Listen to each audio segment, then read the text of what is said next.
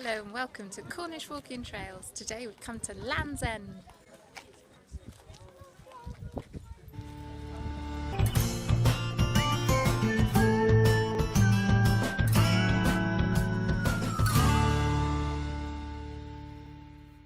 So today's walk comes from Walking in Cornwall. It's number 33, Sennon Cove and Land's End. Our walk today begins in Sennon Cove. We'll walk along the southwest coastal trail to Land's End, explore Land's End a little bit, find the signpost, and then we'll come back via Heathland on a well-defined track. Sennen is on the north coast of Cornwall, very, very close to Land's End. So we've parked in the car park near the harbour. £3.50 all day. So this is 10 o'clock and there's still spaces in the car park. +1. Yeah, need to get here early if you want a space in the car park.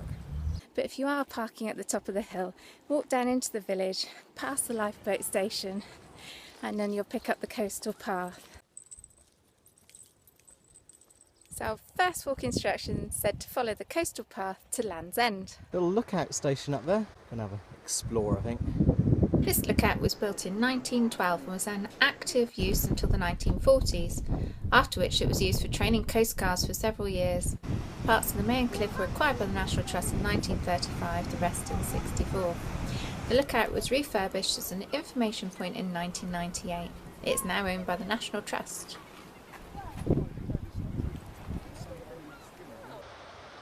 Fantastic views today. In the distance you can just make out Cape Cornwall and the rocks offshore are called Brissons. Just behind the lookout you get your first glimpse of Land's End, so it's not far.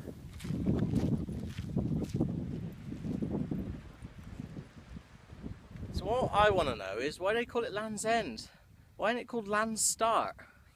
Yeah, we're more important. Yeah. Yeah. Doesn't sound very good, does it? No, it's a bit negative. Yeah. And as you come up over the cliff, Land's End. The RMS Mulheim wrecked on the 22nd of March 2003. Yeah. After the chief officer fell unconscious while on watch in heavy seas later that year, the ship was broken into 2 pieces. That's all that's left of it. So it's that 14 years. Yeah. There's still something left of it though, isn't there? It was a great big ship, wasn't it? Isn't that amazing? So that's all that remains of it. So our guidebook gives us a bit of information about Mine Castle, Iron Age promontory or cliff castle. The castle ramparts are in the form of a stone wall and a ditch built across the neck of a narrow headland. Mine Cliff Castle, let's go and explore. It's mine. It's mine! Mine. Maine! Mine! I love exploring old Iron Age castles. Never know what you're going to find, ditches and walls and all the rest of it. I can never quite work it out though. Wish I had an expert. So there's an obliging sign telling us that's the Cliff Castle entrance. It was a back door and that's where they had their conservatory with sea views. Worth a fortune. Yeah. So the view towards Land's End, that's Dr. Syntax's headland apparently. That's what our guidebook is informing us anyway. Isn't it beautiful? Strange place to have a doctor's surgery. Wow, I wonder how it got that name. It's a really weird name, isn't it? Syntax.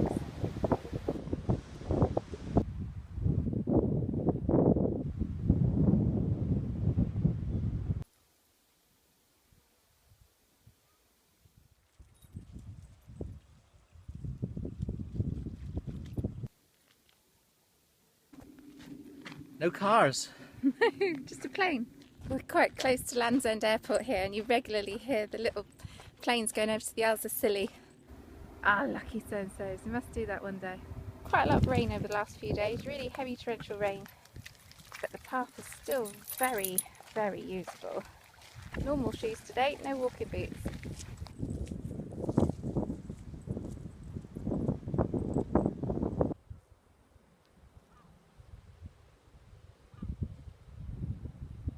Why park at Sennen and not at Land's End? We get the opportunity to this beautiful walk. And Land's End is very commercialised, whereas Sennen is a pretty little cove retaining much of its character. Much rather walk to Land's End. Nearly there! Let's go and find Land's End. Got to find that famous signpost, haven't we?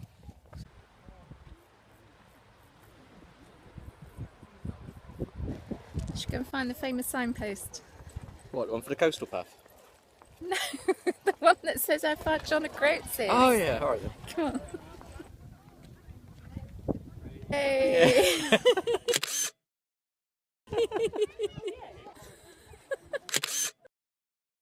I'm alright. Yay. Oh, it's great to see other people's excitement about coming down here. Okay, and then we're taking one without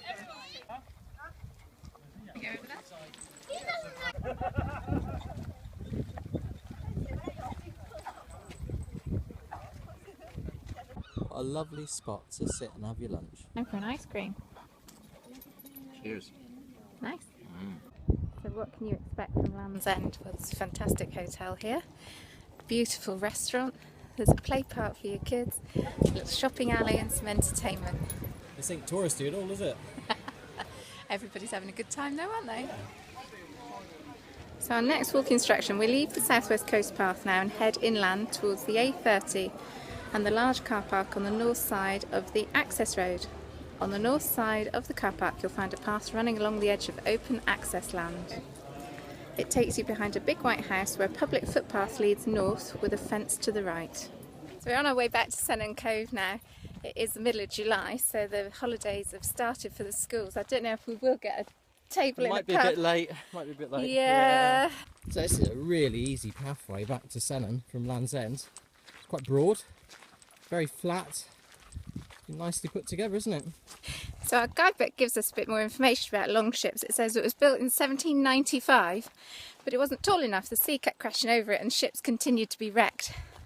So they had another go in 1873. It cost £44,000. And there's the classic lighthouse cottages that the workers would have lived in. They're here, they're at Pendine, they're also at the Lizard. Aren't they beautiful? Past the first few houses of the village to reach a junction of roads and tracks. Go straight ahead into Maria's Lane and follow it northeastwards until you come to a lane on your left. So I have to admit we've done this walk before, so we kind of knew where we were going. The only thing that throws me off with these instructions is that I haven't got a compass, so I have to navigate by the sun. So I'm kind of a Sunday afternoon walker. Wouldn't expect to have to navigate by a compass. More of a hill trekking thing to me. Gorgeous, aren't they? Look at these. Stunning, aren't they? Don't know what they are. They're never seen them. And follow it northeastwards until you come to a lane on your left by a house on the right called Poland Dray. Turn left down this stone chair lane to gain the lifeboat station in Sennen. Of course, just had a thought.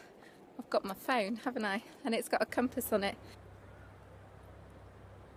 So that's our walk today, but we're not finished yet. We're going to have a little explore of Sennen.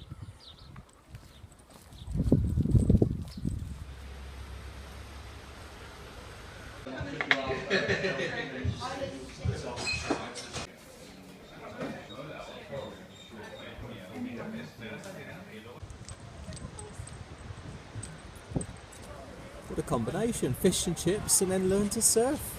Brilliant. Here, been surfing? No.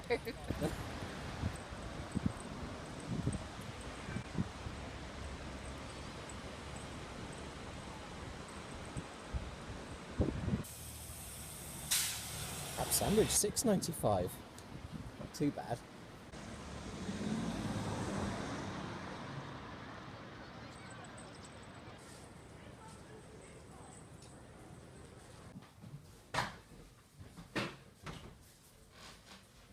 It's the little roundhouse in Sennen. It's an art gallery now. I think they want to go on the beach. Yeah, they're not loud. No. Our walk today was taken from Walking in Cornwall 40 Coast Country Moorland Walks. It's number 33, Sennon Cove and Land's End. A short walk takes you to Land's End, the most southerly point of mainland Britain from the village of Sennen. So a quick look at the map. We start at this little green and red man, came along the coast, past our cliff castle, came down to Land's End, had a wander around and came back via a cycle track which was a bit more inland. We then had a little wander around Sennen. So our walk today from Sennen to Land's End, beautiful scenery, discovered one or two things. We saw a shipwreck, didn't we? We did. And an Iron Age fort. Yes, enjoyed that. Land's End is very, very popular with the tourist destination. You can understand why. Sennen, a little bit more peaceful. A little bit more of what you'd expect from a Cornish little seaside resort. Surfing, sea, pub, Excellent. Yeah. The walk itself, it was a very easy walk, very little instruction. You just went one way, came back via. You needed a bit more guidance on the way back, but it was successful. We did it. The map was okay. Yeah, it was a little bit smaller map. It could have probably done with being a little bit bigger, I would have thought. But I'd give that, what, an 8 out of 10? 8 out of 10. I Yeah. agree. I think it's worth an 8 out of 10.